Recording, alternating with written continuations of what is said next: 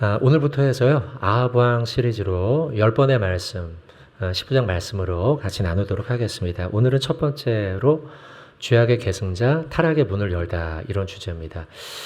성경에 위대한 인물이 많죠.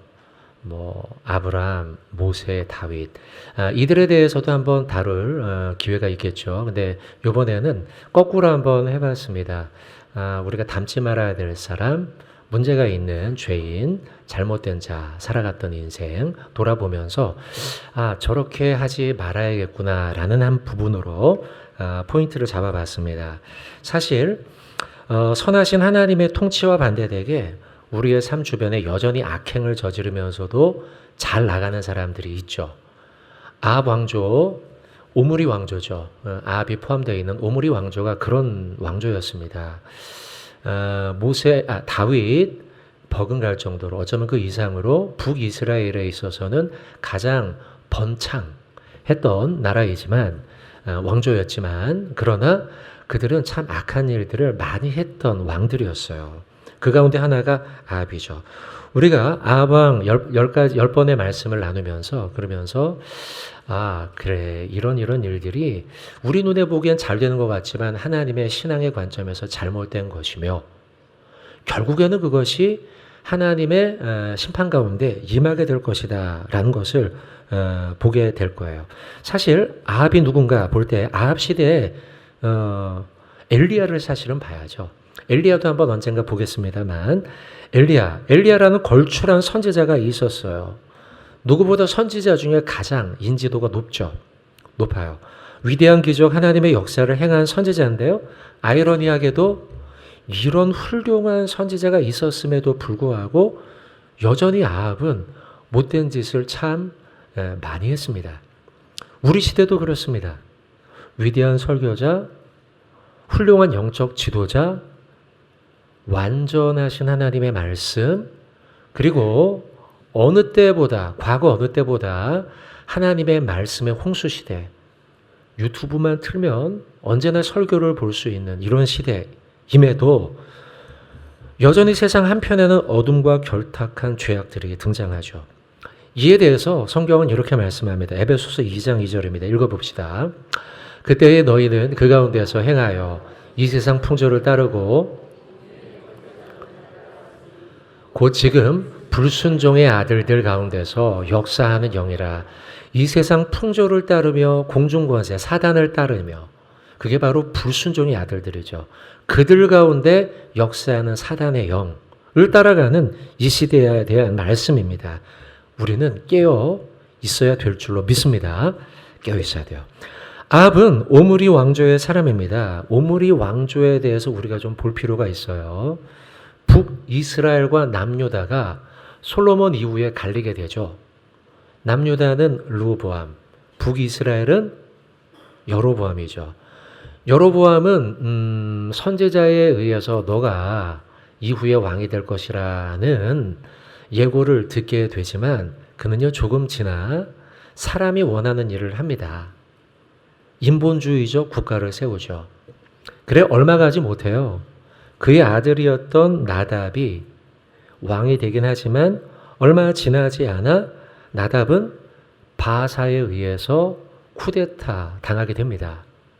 바사가 24년을 다스리면서 그의 아들이 후에 엘라라는 자가 불과 2년밖에 못 다스립니다. 그리고 난 다음 이 왕조도 끝나요. 그러니까 여로보암 왕조는 2대에 걸쳐서 끝나고 그 다음에 그 엘라까지 해서 또다시 바사의 왕조도 금방 2대 만에 끝나요.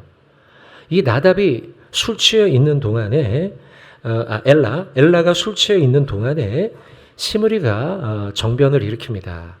정변을 일으켜서 나라를 다스리는 것 같지만 불과 7일밖에 나라를 다스리지 못해요. 사람들이요 오므리를 원했어요. 시므리가 정변을 일으켰지만 그 밑에 있던 군대 장관 오므리를 백성들은 원했습니다. 왜냐하면 시므리는 그 7일 동안 다스리면서 이전 왕조였던 나답, 그 왕조의 모든 사람들을 아주 잔인하게 다 살해합니다. 그것을 보았던 백성들은요 끔찍하거든요. 어우, 왕이 저렇게 잔인해? 라고 생각을 하고 왕이 된 지 얼마 안 됐던 시므리 대신 그 밑에 있었던 오므리가 왕이 됩니다. 오므리의 11년 통치 후 아합 아들입니다. 그의 아들 아합이 왕위에 오르게 됩니다. 태생부터 그리고 어린 시절부터 아합은 아버지를 보고 자랐지 않습니까? 아버지가 하는 저 사마리아, 정치, 경제, 종교 하는 모든 그의 통치 방법들이 얼마나 악했는지를 보고 자랐고요. 아합은 그것을 보면서 똑같이 흉내내게 됩니다. 뒤로 가면 아합의 여러 사건들이 있는데요. 그것은 이제 앞으로 보기로 하고요. 오늘은 16장 31절부터 오늘 본문이죠. 이 본문상에 그러니까 아합의 촉입니다. 그가 했던 몇 가지, 세 가지입니다. 세 가지의 모습을 보면서 신앙적 교훈을 얻기를 원하는데요. 첫 번째는 결혼이에요. 아합의 결혼. 두 번째는 바알 숭배입니다. 그리고 세 번째는 여리고성 재건. 요 세 가지를 좀 우리가 보도록 하겠습니다. 먼저 결혼에 대한 것부터 보겠습니다. 이세벨과의 결혼을 우리는 어떻게 해석해야 할까라는 거예요. 그 여자가 좋아서 결혼한 게 아닙니다. 사랑해서요. 사랑해서 저 여인은 나의 짝이야. 하나님이 맺어준 짝. 이렇게 결혼한 게 아니에요. 이 결혼을 어떻게 해석해야 되냐면 동맹을 누구와 맺을 것이냐. 이 여인은 시돈 왕의 딸입니다. 엣발이라고 하는 사람의 딸인데 이 시돈은 북이스라엘에게 있어 정략적으로 아주 중요한 나라입니다. 남유다가 있고 북이스라엘 있죠. 이제 그 위치상. 그리고 위로 올라가면 시돈이 있고 다메섹이 있는데요. 다메섹이 늘상 북이스라엘의 위협이 되었어요. 남유다는 나라가 갈리고 난 뒤에 늘 라이벌 관계죠. 가운데 있단 말이에요. 그러면 홀로 고군분투하다가 위험해질 수 있으니 이 북이스라엘은 위에 있던 시돈과 동맹을 하려는 계획을 세운 거예요. 그리고 제일 좋은 동맹은 뭐예요? 결혼이죠. 결혼. 그래서 시돈의 공주 이세벨과 결혼을 한 겁니다. 이세벨과 결혼을 함으로 인해서 아합은 이런 생각을 했을 거예요. 그래, 시돈과 우리가 연합했으니 우리에게 등을 돌린 저 유다, 남유다, 저쪽에 있는 다메섹, 아람, 좋아, 이제 우리가 맞설 카드가 생겼어. 이 생각을 했다는 거죠. 결혼을 이렇게 해석해야 돼요. 이세벨의 결혼을. 또한 이 결혼은 경제적인 이익과 무역 루트가 확보됩니다. 시돈과 우리가 아주 긴밀한 협력 관계에 있으니 그 나라에서 나는 물자들 그리고 우리나라에서 나는 물자들을 무역할 수 있겠구나. 그리고 시돈은 이제 바다로 나갈 수 있는 좋은 길목에 있기 또 중요한 무역 도시였습니다. 당시에요. 그렇기 때문에 향신료, 자주색 염료, 철기 제품들, 목재, 특히 레바논 백향목이죠. 이것들로 서로 교류할 수 있는 경제적 번영이 확보되는 거예요. 그래서 이런 생각을 했겠죠. 아버님, 이 여인과 결혼하면 경제적인 이득을 취하겠구나. 신앙이 아니라 경제가 먼저야. 이런 생각을 했을 거라는 거죠.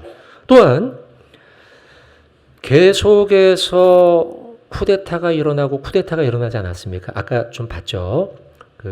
오늘 아합 본문은 아니지만 앞에 있는 여로보암부터 시작해서 엘라까지 쭉 봤어요. 시므리까지 봤는데 쭉 보면 어때요? 불과 2년 통치하고 쿠데타 일어나고 불과 7일 통치하고 쿠데타 일어나고 나라가 불안정하고 혼돈되어 있단 말이죠. 이런 가운데 아합은 머리가 좋았기 때문에 생각한 거예요. 우리 왕권이 정통성 있는 왕권이라는 걸 보여줘야지. 그러기 위해서 나라의 안정을 취하고 있던 시돈과의 결혼, 이세벨과의 결혼은 상당한 그 정통성을 부여하는데 이익이 되었을 거라는 거죠. 여러분, 그러나 이건 똑똑한 아합의 어리석은 판단이었습니다. 정치적인 계산, 대외적 계산, 경제적 계산으로 선택한 그 이세벨은요, 하나님의 신앙 공동체를 그 기반이었는데, 나라의 기반. 그걸 무너뜨리는 아주 핵심의 통로가 돼요. 이세벨이요. 잘못된 결혼이란 말이에요. 여러분, 이세벨 아까 잠깐 말씀드린 엣발의 딸이라고 했죠. 시돈의 왕의 엣발. 엣발. 이름이 어때요? 우상숭배 많이 할 것 같지 않습니까? 발. 엣발. 원래 엣발은 왕이 아니었어요. 시돈에. 이 사람은 발 숭배 제사장이었어요. 근데 왕이 죽으면서 이 사람이 왕위를 이어받은 거예요. 그런 아빠의 딸이에요. 이세벨. 그러니 이세벨이 얼마나 발 숭배에 진심이었겠습니까? 그런 여인과의 결혼으로 인해서 북이스라엘은 대가를 치러야 됐습니다. 성도 여러분, 아합의 결혼에 대한 말씀을 보고 있는데 이 결혼은 진실한 동맹입니까? 아니면 배교의 문입니까? 정치적인 안정, 이익을 위해 실리적 동맹을 맺은 것처럼 보이지만요. 이 결혼은 신앙의 뿌리를 흔드는 하나님에 대한 배교의 씨앗이 되었다는 거예요. 오늘 본문은 우리에게, 저와 여러분에게 묻고 있습니다. 우리는, 나는, 여러분은 누구와 동맹을 맺고 있느냐? 나는 누구와 벗하고 살고 있느냐? 나는 누구와 가까이 하고 지내냐? 라는 질문을 던지는 게 이세벨과의 결혼의 문제인 거예요. 혹시 나를 돌아보며 결혼, 직장, 인간관계, 리더십 속에서 이세벨적 가치가 내 삶과 내 가정과 내 공동체 속에 침투하지 않느냐? 경계하며 바라봐야 되는 게 오늘 보면 결혼의 메시지예요. 야고보서 4장 4절 하반절은 이렇게 말씀합니다. 같이 한번 읽어봅시다. 그런즉 누구든지 세상과 벗이 되고자 하는 자는 이세벨과 벗이 되고 결혼함으로 인해서 아합은 하나님과 원수가 됐다는 거죠. 한 구절 더 읽어봅시다. 여호수아 24장 15절입니다. 만일 여호와를 섬기는 것이 너희에게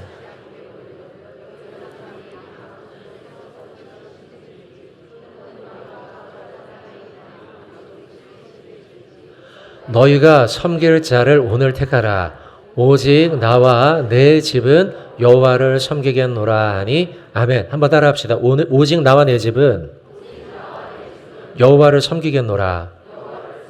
이세벨과의 결혼, 단순한 결혼이 아니라 이 메시지를 우리에게 던지고 있는 거예요. 자, 두 번째, 아합 왕에 있어서 그의 초기의 문제는 바알 신전의 제도화입니다. 32절 말씀을 주의 깊게 읽을 필요가 있는데요. 열왕기상 16장 32절을 보시면 이렇게 기록하죠. 사마리아에 건축한 바알의 신전 안에. 사마리아는 누가 여기로 천도했습니까? 아버지 오므리. 아합의 아버지 오므리가 사마리아 땅을 샀잖아요. 그죠? 은 2달란트 주고 그 땅 주인이 세멜이에요. 세멜. 오늘 한 설교입니다, 여러분. 세멜 발음이 세메리아 이거예요. 사마리아. 그 이름 붙여서 사마리아예요. 자, 그 사마리아에다가 바알의 신전, 그러니까 자기의 수도에다가 지금 그걸 바알의 신전을 세웠다는 거예요. 그리고 거기에다가 누구를 위해서? 바알을 위해서 제단을 쌓았다는 거예요. 공적 예배를 왕이 지금 세워놓은 겁니다. 여러분이 이 구절을 읽으면서 그런가 보다 생각할지 모르지만 이런 질문을 또 던질 수 있어요. 목사님, 이스라엘 사람들은 과거에도 바알 숭배하지 않았나요? 했을까요? 안 했을까요? 했어요. 그러면 이 구절이 주는 의미는 뭘까요? 두 번째, 지금 우리가 보잖아요. 아합이 초기했던 큰 악행, 바알 숭배인데요. 이 구절이 주는 의미는 과거에는 아맘리하고 비공개적으로 개인적으로 했던 바알 숭배였지만, 개인적 숭배였죠. 하지만 이제는 우상 숭배 죄악의 개인화가 아닌 제도화, 법제화, 공식화 했다는 거예요. 타락은 개인의 습관에서 출발해서요, 문화가 되고 시스템이 되고 법이 됩니다. 우리 모두 죄인이기 때문에 죄악을 완전히 차단할 수 없어요. 우리 모두 다. 개인이요. 다 죄짓고 살죠. 그렇습니다. 실제로요. 하지만 그런 죄악을 공공연하게 인정하기 시작하면은요, 그런 죄악은 바알 숭배죠. 문화가 되고 시스템이 되고 법제화가 되고 상식이 돼요. 아합 이전 시대 개인적으로 우상 숭배했던 것도 나빠요. 하지만 그것을 인정해서 공식적으로 제도화하는 것은요, 죄악의 문을 활짝 열어놓은 것과 같은 거예요. 죄악이여 우리나라로 들어오세요. 문 열어놓을게요. 오늘 설교의 제목이 뭔지 아십니까? 죄악의 계승자 타락의 문을 열다예요. 타락의 문을 열어놓은 겁니다. 아합은 지금 문을 활짝 열어놓은 거예요. 우상 숭배 들어오세요. 바알 숭배 들어오세요. 바알 숭배하는 사람 환영입니다.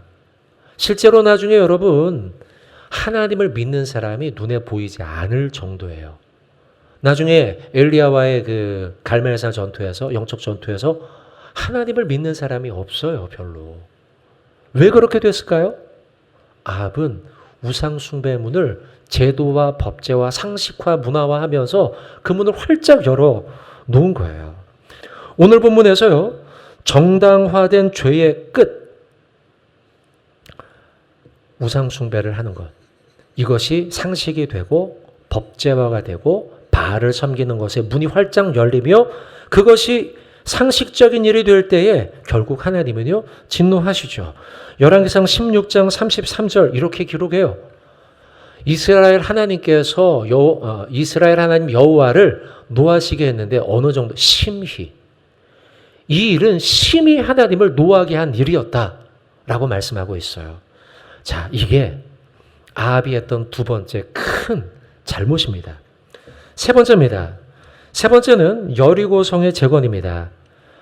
죄악의 계승자여 죄악의 길을 걸었던 아합에 대해 이야기하며 우리가 세 번째 짚고 싶은 부분, 여리고성 재건 건축 사건입니다. 자, 앞서 두 가지는 우리가 아합에 대해서 상식적으로 좀 알고 있는 내용이죠. 이세벨과 결혼했다. 두 번째, 바알 숭배자였다. 요거는 이제 기본적으로 알지만 비교적 요 세 번째는 좀 우리가 놓치기 쉬운데요.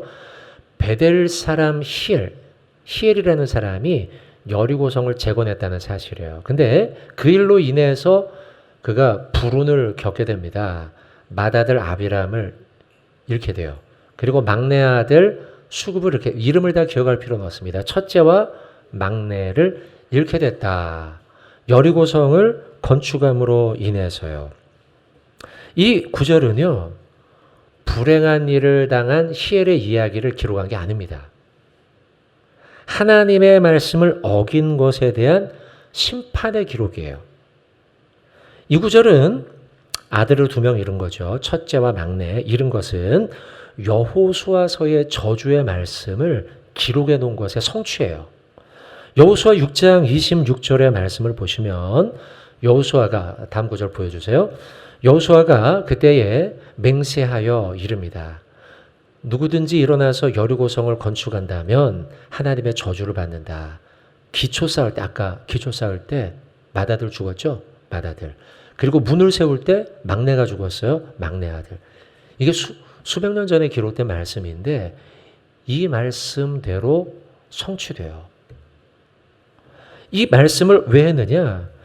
여호수아가 약속의 땅으로 들어갈 때 제일 먼저 여리고성을 넘어뜨리는데, 여리고성을 넘어뜨릴 때 이스라엘 백성들은 한 게 없어요. 뭐 했어요? 성을 돌잖아요.